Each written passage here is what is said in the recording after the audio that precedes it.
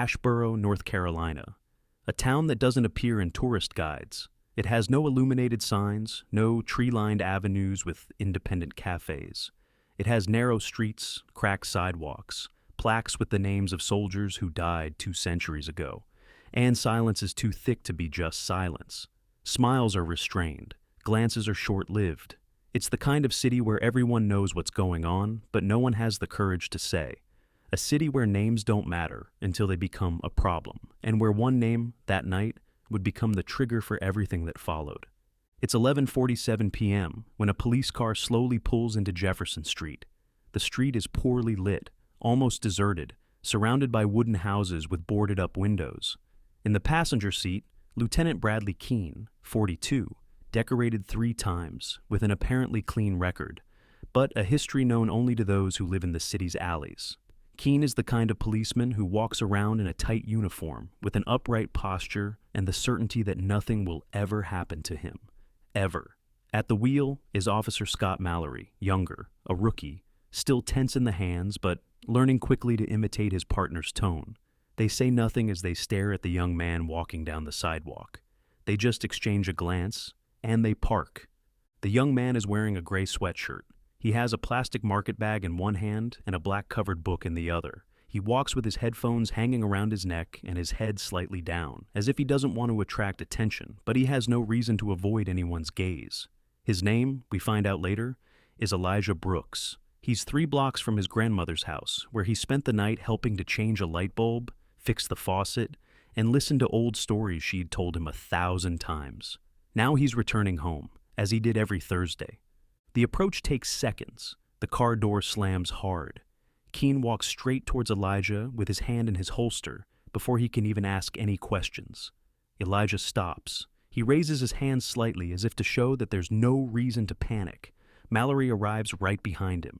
"Hands up!" shouts Keene. Elijah obeys. "What have I done? Shut up!" The bag falls to the floor. The book slips out. A neighbor on the 2nd floor records everything with his cell phone. The camera is shaking, the image is blurry, but the sound is clear. A gunshot. A scream. Then the usual silence. Elijah falls. The camera still records for a few seconds before someone abruptly closes the curtain. The next morning, the video is everywhere, posted anonymously, with the caption, "He didn't resist." But he didn't react either. In 12 hours, the video hits 5 million views. Within 24 hours, it was at the top of global trending topics. His name is not yet known. The police haven't released it yet. The local press only says, "Young man shot during routine approach in Ashborough."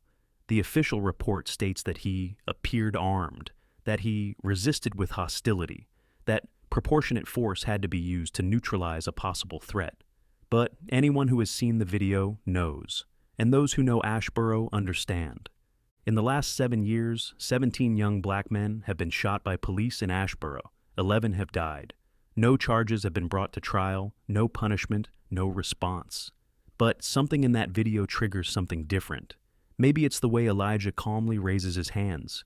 Maybe it's the fact that he's carrying a book. Or maybe it's because this time, someone survived. Elijah is taken in critical condition to hospital, shot in the chest, lung injury, internal bleeding. He undergoes 3 surgeries in the first 6 hours. The city holds its breath. Protests begin the next day, first with candles, then with banners, then with voices. Many people still don't know his name, but they know that one is enough. It only takes one to say, enough. And that young man in the gray sweatshirt, whose identity has not yet been revealed, becomes a symbol. At the local university, a professor called Clara Mitchell sees the video and stops her class. She recognizes the gait, the posture, the eyes. Clara teaches constitutional law. She used to be a researcher at Harvard. She returned to Ashborough because she believed that you only change the system where it is born. She recognizes Elijah, but not like the other students. Elijah never officially enrolled. He just showed up for class. He sat at the back. He watched, asked questions, and he always left before roll call. She remembered because he was precise, intelligent, uncomfortable, like he knew more than he said, like someone who listened more than he spoke. 2 days later, Clara gives a national interview. She says she knows the face, that he had been investigating abuse, that he had been asking dangerous questions, and that he knew a lot more than he seemed to. The interview goes viral, the pressure builds, and then finally the hospital confirms. The young man's name is Elijah Brooks, but what nobody knows yet is who he really is. Over the next few days, Ashborough becomes more than a dot on the map. It becomes a symbol of something much bigger, of everything that official reports avoid naming. Outside reporters arrive in armored vans. Drones fly over previously ignored neighborhoods. Helicopters broadcast images of the crowd that grows day after day in front of the hospital, holding signs with phrases like, "He could have been my son," "Raised hands are not weapons," and "If silence is complicit, a voice is justice." Elijah Brooks's name is beginning to circulate more intensely, but it is still surrounded by mystery. No family member has spoken out. There are no social networks in his name. There are no official academic records, only images, fragmented accounts. And the question that throbs in conversation circles, who is this boy, after all, who almost died for nothing, or for everything?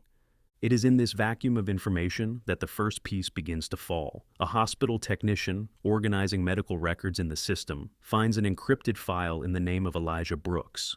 The folder shouldn't be there. It doesn't appear in the general system, but it is registered as confidential personal documentation, urgent. The technician hesitates but accesses it.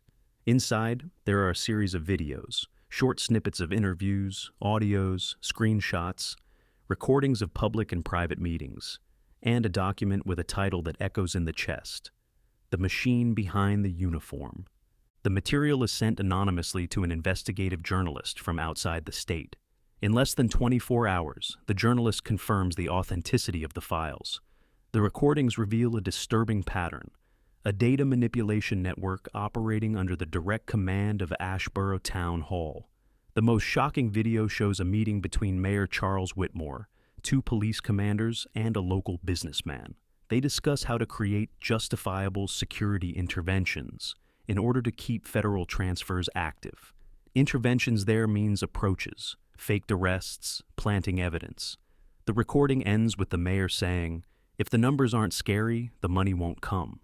And another voice replies, laughing, "Then let's scare them properly." But who recorded it? Who had access to those rooms? Who managed to gather over 700 pages of evidence without being noticed? The answer comes a few hours later, when an investigative reporter publishes a story with the following headline: "The young man shot in Ashborough may be more than he seems. Much more." The news ignites the country with fury and curiosity. The networks boil over, and one man, reading that headline in silence, chokes on his coffee. He is a former professor at Georgetown University, linked to legislative reform committees. He tries not to believe what he's read, but he recognizes the name and the face and the story that no one knows in full. Elijah Raymond Brooks, Ph.D. in constitutional law from Harvard, legal advisor to the Senate Human Rights Commission, author of articles cited in Supreme Court decisions. He was involved in the drafting of 3 federal laws, and 2 years ago, he disappeared from the academic map. Without explanation, no fanfare, he just disappeared, but not by giving up, by choice. Elijah abandoned his prestige to investigate the system from the inside. He disguised himself. He assumed simple identities. He entered the most neglected neighborhoods in the country, living as an ordinary citizen. No cameras, no security guards, no speeches, just a tape recorder in his pocket and a question in his mind. Why does the state only protect when it sees its own image reflected? He chose Ashborough because it was one of the towns with the highest rate of complaints filed about police violence. He chose to live there, to create links, to collect evidence, to be the eye that no one expected, until his cover fell off in the form of a gunshot. But the country still doesn't know. It hasn't connected the dots yet. It only suspects. It speculates. It thinks it might be a homonym, a mistake, an exaggeration by the press, and Ashborough Town Hall is counting on it. Bradley Keene is still missing. The internal investigation is moving slowly. Mayor Whitmore gave an interview, surrounded by American flags, saying that he deeply regrets what happened, but that the young man's behavior was, to say the least, questionable. He doesn't mention that Elijah was unarmed, nor that there was a camera filming everything, nor that there are audios compromising his own voice. He only says that everything is under investigation, and that he trusts in the integrity of the county's security forces. But outside, the city is boiling, and, for the first time, Ashborough feels that the truth isn't going to go away this time. Clara Mitchell, determined not to let the story die, organizes an open forum at the university. It is broadcast live. Academics, activists, journalists, ex-police officers, and students take part. One of the strongest speeches came from a first-year law student. The bullet that hit his chest struck fear into all of us. But it didn't kill him. At the end of the meeting, Clara reads a passage from an old legal article, without revealing the author. The Constitution is not a shield against the bullet, but it can be the memory that survives after the impact. The phrase goes viral. The next day, someone finds the article. The author, Dr. Elijah R. Brooks. The bomb is about to explode. The morning after the forum at the university, Elijah Raymond Brooks's name begins to circulate more widely, but still in academic circles, political backrooms, and the editorial offices of major newspapers. In hospital, his clinical condition remains stable, still delicate, but with clear signs of recovery. He remains sedated, but the doctors are already predicting that he will wake up soon. The room he is in has been cordoned off as a precaution, after an anonymous threat was recorded on the hospital system. Security has been reinforced, but few know that it's too late to try to silence him. Elijah's words have already been spoken, even if not in his own voice. His documents are already circulating. His evidence is already making waves. What the system tried to contain with one shot is now spreading with the force of 1,000 voices. It is in this context that the revelation takes place. A journalist from the NBC network, after confirming 3 different sources, decides to publish an exclusive report. At 9:14 a.m. on a Monday morning, the headline hits the news in every corner of the country. Man shot in Ashborough as renowned constitutional lawyer infiltrating towns with high rates of racial violence. Elijah's face, the same one that appeared shaky in the video of the approach, now appears next to an image of him in a robe, speaking in the federal Senate, holding a document with the seal of the American Constitution.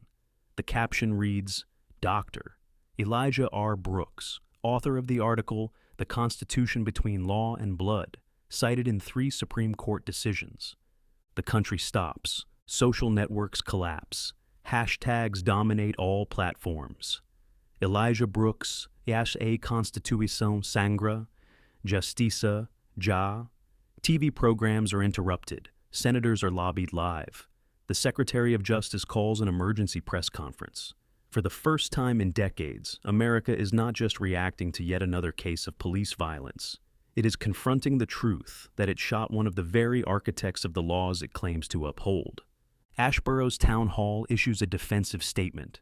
It says it did not know Elijah's true identity, that officers followed standard protocols, and that any violations will be investigated. But it's too late. The lie collapses with speed. The city prosecutor disappears from the spotlight. The mayor's office is surrounded by protesters. The national press is permanently installed in front of the hospital. Even international newspapers, from the BBC to Al Jazeera, from Le Monde to El País, send correspondence. The name Elijah Raymond Brooks becomes global, not as a victim, but as a watershed. And while all this is going on, Elijah is starting to wake up. The doctors are the first to notice the signs: slight movements of the eyelids, small reactions to touch, to sounds. On the morning of the 3rd day after the revelation, he opens his eyes for the first time. He is weak, connected to machines, with wires coming out of his chest and arm, but conscious. The nurse next to him, the same one who recognized his face a few days earlier, just whispers, "Welcome back, doctor." Elijah doesn't answer. He just takes a deep breath, like someone who knows that the world has changed, like someone who understands that there's no turning back. He looks up at the white ceiling, and for a moment tries to remember how he got there. Then his eyes turn away. On the table next to his bed is the book he was carrying the night he was shot, the Constitution of the United States, marked, underlined, folded at the edges, like a work tool. The same one he held in both hands as he was approached, the same one that was not cited in any police report. But now, it's in the hands of the whole world. Outside the hospital, Clara Mitchell gives another interview, this time with her eyes watering. She holds the microphone firmly and says, You ask who Elijah Brooks is. I answer, he is proof that the Constitution is not a piece of paper. It is a person. It's a body that bleeds when the state lies. It is a voice that will no longer be silenced. They shot at the law, and the law will respond. Act 1 closes with an aerial shot of the town. Ashborough, from above, looks peaceful, but sirens ring out in the distance. The streets are full, and amidst the cracked concrete, flowers are beginning to sprout in the central square. Someone has painted on the asphalt, in white paint, in large letters. You shot the wrong man. The world now knows who he is, and the system begins to crumble. The news is no longer a headline, it's an open wound. The name Elijah Brooks has become synonymous with rupture. In the streets, posters with his face cover lampposts, windows, walls, and cars. In universities, law professors replace lesson plans with debates on the meaning of the Constitution in front of bleeding bodies. In Washington, senators clash on the floor over who should be held accountable, while in churches, religious leaders read excerpts from Clara Mitchell's speech as if they were contemporary psalms. And in Ashborough, the tension has reached unbearable levels. Mayor Charles Whitmore cancels all public appearances. The mayor's office is sealed off by makeshift barricades. The county prosecutor, once so eloquent in justifying the absence of charges against the police, is now completely silent, and days later resigns under allegations of unsustainable psychological pressure. But citizens don't accept that kind of excuse, not anymore, because now they know. They know what Elijah saw. They know what he recorded. They know what he wrote down, filed away and stored away like dynamite, waiting for the right moment to explode. And the moment has come. Elijah's complete dossier, dubbed by him the Ashborough File, is released by his personal lawyer, appointed by Clara. There are 846 pages of evidence, internal town hall documents, emails exchanged between police officers, environmental recordings captured by devices hidden in meeting rooms, bank statements, manipulated reports, doctored patrol maps, and the most shocking, a spreadsheet entitled Active Risks. It lists 31 names, all young black men from the city, all with cold notes such as potential for social articulation, member of a school collective, protest speaker, involvement with NGOs. Next to each name, there is an alert level from 1 to 5. Elijah is listed as level 5. Next to his name are 3 words: infiltrated, strategic, influential. The existence of the ghost unit, hitherto treated as a conspiracy theory by local authorities, is now documented. Records of unofficial meetings, operation sheets, names of active members, missions carried out, even remuneration codes for each intervention carried out. As if lives were performance bonuses, the population reacts with fury. In Ashborough, thousands occupy the central square demanding the immediate arrest of all those involved. In Atlanta, demonstrators stormed the state Congress. In Chicago, young people stopped traffic with signs saying, "If the Constitution bled for him, it will fight for us too." The country is no longer the same, and the system feels the weight of exposure. Mayor Charles Whitmore makes a hasty speech, alongside 2 lawyers and a sea of flags. He tries to maintain control. He claims that the documents are manipulated out of context, that Elijah was a disguised political agent with personal interests, that everything is just an attempt at social destabilization based on collective hysteria. But nobody believes it. The evidence is too clear, the recordings are too explicit, the lies are too old, and the truth now has a face, a name, and a bullet scar on its chest. Meanwhile, one question hangs in the air like a heavy cloud. Where is the man who shot him? Bradley Keene, the lieutenant responsible for the shooting, disappeared hours after the incident. His house was found empty, with the furniture intact, but no personal items. His wife and children were missing. The vehicle registered in his name was abandoned on a dirt road 60 miles from the city, with signs of document burning. Toll cameras show a car rented in the name of a third party crossing the South Carolina border in the early hours of the morning, the day after the shooting. The FBI is involved. Arrest warrants are issued. Keene's name goes on the federal wanted list, but he disappears, like someone who knew exactly where to hide, or how to be hidden. That's when a new character enters the scene. His name is Ryan Masters, a former direct assistant to the mayor, A man with a discreet appearance, polished manners, and a clean record. He seeks out Clara Mitchell's team in secret. He says he wants to talk. He can't live with it any longer. And in a securely recorded meeting, he makes a confession that further shakes the foundation of the city. Keene's escape was engineered by the mayor's office itself. He was picked up by a ghost unit team, taken to a safe spot outside the state, with funds diverted from the infrastructure budget. Ryan hands over copies of internal orders. What's more, he confirms that there was a plan, should Elijah survive and the truth come out, to discredit him with a national smear campaign based on forged documents. Clara, shocked, hands everything over to the FBI. In response, a federal mega operation is authorized. 16 arrest warrants are executed in 3 states. 2 state deputies are removed. 3 police colonels are arrested. The siege closes in. But Keene is still at large, and his absence keeps the wound open, until the truth comes out of the most unexpected place. Malcolm Johnson, 14, a resident of a rural community in rural Louisiana, is recording a video with his new cell phone. He was filming the trees, the birds, a shallow stream, when he noticed a strange figure among the bushes, a dirty man, his face half covered, watching from afar. Malcolm focuses the camera. The image is shaky, but the profile is recognized by thousands within minutes. Bradley Keene. The video goes viral. The FBI arrives at the cabin where he was hiding less than 36 hours later. The arrest is made without resistance. Keene is thin, haggard, with deep-set eyes, and doesn't say a word. As he is handcuffed, he mutters, "I was just following orders." The news of the arrest closes a cycle of agony. Elijah, now out of intensive care, receives confirmation of his capture. He doesn't smile. He just takes a deep breath. He knows that this is only the first battle won. The real war begins now. And it starts in court. Bradley Keene's arrest changes the frequency of the country. The image of his pale face being handcuffed with his hands behind his back, as federal agents escort him out of a cabin in rural Louisiana, travels around the world in minutes. The man who disappeared after shooting Elijah Brooks is now the most hated man in the United States. But the revolt is not limited to him, because no one believes he was an isolated case anymore. Public opinion has understood, and now it's demanding something greater: structural justice. The announcement of the trial was made the day after his arrest. An extraordinary federal court will be set up in Ashborough under special jurisdiction, with live broadcasting authorized. The judge chosen to preside over the case is Clarence Ortega, known for his rigid impartiality and history of confrontations with police institutions.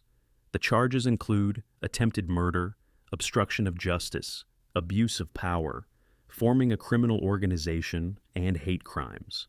But Keene will not be tried alone. In all, 22 defendants are named in the lawsuit. Among them, Mayor Charles Whitmore, 2 prosecutors, 7 police officers, 3 businessmen with public contracts, and a former state judge. The accusation is clear. Everyone acted directly or indirectly to maintain and protect the ghost unit, cover up abuses, distort statistics, and turn Ashborough into a laboratory of institutional repression. The whole town starts to live around the countdown to the trial.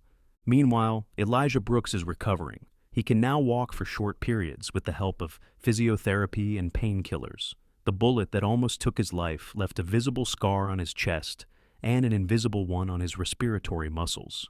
His voice is weaker, but still firm. And her words now carry the weight of someone who has returned from limbo with more than a testimony, with a mission. Clara Mitchell becomes his bridge to the outside world. She organizes interviews, chooses what is released to the press, coordinates with the lawyers, and maintains a growing support network. Elijah refuses any offer of media exclusivity. He says that his story doesn't belong to him. The focus must remain on the system that allowed it to happen. Still, he knows that when he steps into that courtroom, all eyes will be on him. And, more than that, all hearts too. A week before the opening hearing, Elijah writes a letter, 3 pages long, handwritten in black pen with no erasures. In it, he doesn't talk about pain or anger. He talks about responsibility, about the danger of thinking that cases like his are exceptions, about the risk of turning survivors into idols without realizing that the system is still working. The letter is published in full by the New York Times, and ends with a sentence that crosses borders. If my life had value only after the bullet, then we are not a nation of justice. We are a circus of spectacle. The phrase becomes a tattoo.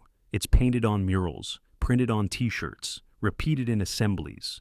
Elijah doesn't want admiration. He wants change, and he's willing to make history itself an instrument. The day of the trial arrives. The courtroom is set up in an old disused town hall, hastily adapted with state-of-the-art technology. 360-degree cameras, simultaneous translation into 5 languages, live streaming with real-time moderation to avoid manipulation. Outside, a crowd gathers. Barricades have been put up to prevent rioting, but the mood is one of vigil. People hold candles. They sing. They cry. It's like a funeral in reverse. They are not mourning a death. They celebrate survival, and justice is demanded. The defendants enter in handcuffs. Keene is among them, his face still haggard, his eyes directionless. Next to him, Charles Whitmore tries to maintain a dignified posture, but he exudes nervousness. Judge Ortega opens the session with a sentence that seems to carry centuries of weight. This court doesn't just judge people, it judges a time, it judges a structure, it judges a culture, and he is ready to listen. The first day is reserved for the prosecution to present material evidence. Recordings, emails, documents, excerpts from Elijah's dossier are shown. The federal prosecutor leading the case describes in detail how the ghost unit worked, its targets, its methods, its financiers. With each new piece of evidence presented, the audience reacted with sighs, tears, and indignation. At the end of the day, the judge adjourned the session with a short statement. Tomorrow, we will hear from the one who was almost silenced. It is at this point that the tension reaches its peak. The news that Elijah Brooks is going to testify mobilizes the whole country. Television channels announce special coverage, schools broadcast live, churches open their doors for group prayer. Civil rights organizations around the world issue notes of support. The hashtag #Elijah No Banco becomes the most used globally in less than an hour. Everyone wants to hear from the man who survived and saw everything, but no one knows exactly what he's going to say. Not even Clara. The night before the deposition, she visits Elijah in hospital. He's sitting in an armchair, looking out of the window. The city takes a deep breath. Outside, lights move like artificial constellations. He welcomes her with a tired smile. "Are you ready?" she asks. He answers with a sigh. "I don't know if I'm ready, but I know it's now." She hands him a printed copy of the Constitution, not the one he was carrying that night. That one is tucked away, scarred by the bullet, preserved as a relic. This one is new, but the content is the same. Elijah holds it like someone holding something alive, and he says, they'll hear it, not just with their ears, but with fear, with shame, and perhaps with hope. Clara squeezes his hand, then she walks away. She leaves him with his thoughts, with his pain, and with the truth.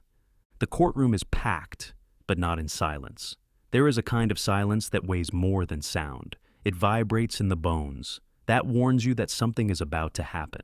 That's the sound that dominates the room when Elijah Brooks enters. There is no soundtrack, nor are there enough TV cameras to capture the moment in its entirety. He walks slowly, leaning on a cane, still struggling to breathe, but with his eyes straight and alive. Behind him, 2 federal security guards. Next to him, Clara Mitchell. In his lap, he carries the Constitution, not the new one, but the old one, pierced by the bullet that went through his chest and almost through history. The judge calls him to the stand. Elijah approaches the microphone. His voice is hoarse. His chest rises and falls with effort, but he begins, and the world stops to listen.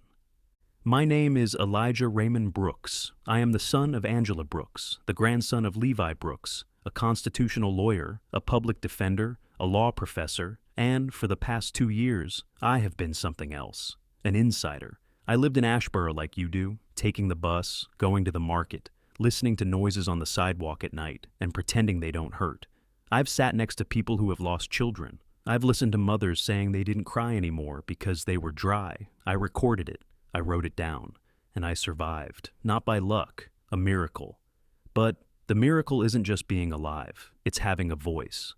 The room remains silent. Outside, thousands of people watch on screens, cell phones, and radios. Some cry, others clench their fists. Elijah continues. I wasn't shot because I was a threat. I was shot because I was a mirror.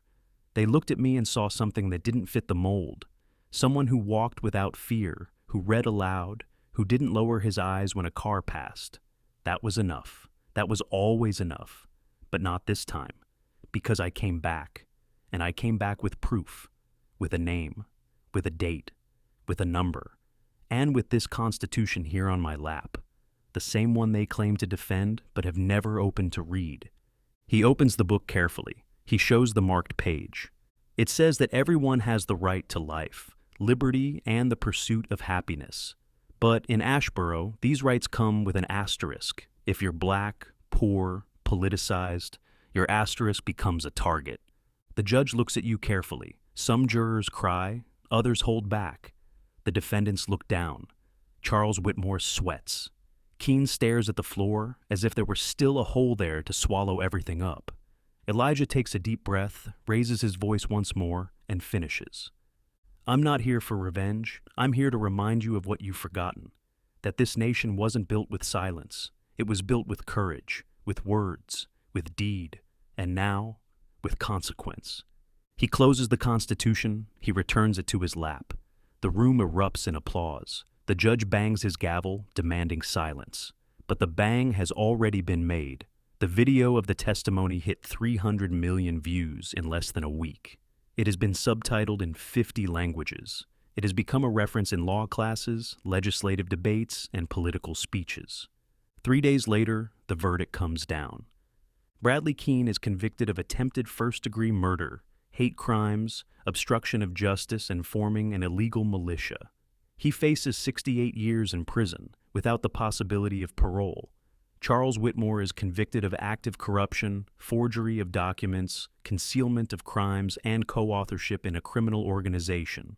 He was sentenced to 47 years. The other defendants have been sentenced to more than 300 years. For the first time in the state's history, an entire system has been tried and overturned in a single trial. But the change doesn't stop in the courts. In Congress, the Elijah Bill was passed, presented by Clara Mitchell, and supported by an unprecedented bipartisan coalition. The law establishes mandatory cameras in all vehicles in the country, mandatory racial justice training for all security agents, a review of all cases of lethal use of force in the last 15 years, and the creation of the National Civil Rights Ombudsman with auditing powers over police stations, courts, and municipal offices. Ashborough is transformed. The Confederate monument in the square is torn down, and a new statue is erected in its place, not of Elijah, but of several people, a student, a mother, an activist, a black policewoman, a teacher.